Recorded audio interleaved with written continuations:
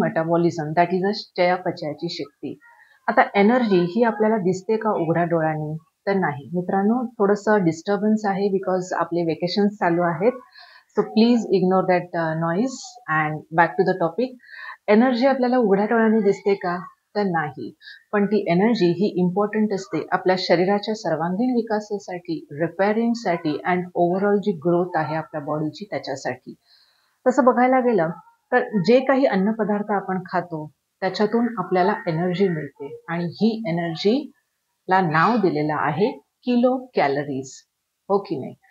आता एक्झाम्पल द्यायचं झालं तर झाडाला फळं असतात, फुलं असतात, फांद्या असतात, रूट आहे, देठ आहेत, प्रत्येक भाग आहे झाडाचा. हो की नाही? त्याचप्रमाणे आपण जे अन्नपदार्थ रोजच्या आहारातून घेतो त्याचं किलो कॅलरीज मध्ये एक रूपांतर केलेलं जातं.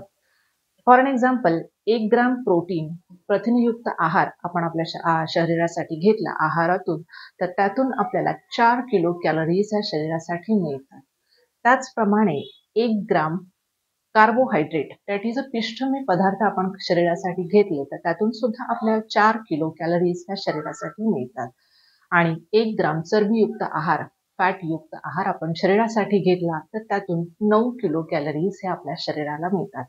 आपण रोजच्या आहारातून जे काही अन्नपदार्थ शरीरामध्ये घेतो त्याच्या अन्नपचनानंतर, डायजेशन नंतर ते एनर्जीमध्ये रूपांतरित केलं जातं आणि ती एनर्जी आपल्या शरीरासाठी वापरली जाते. आजच्या एपिसोडमध्ये एवढंच मित्रांनो.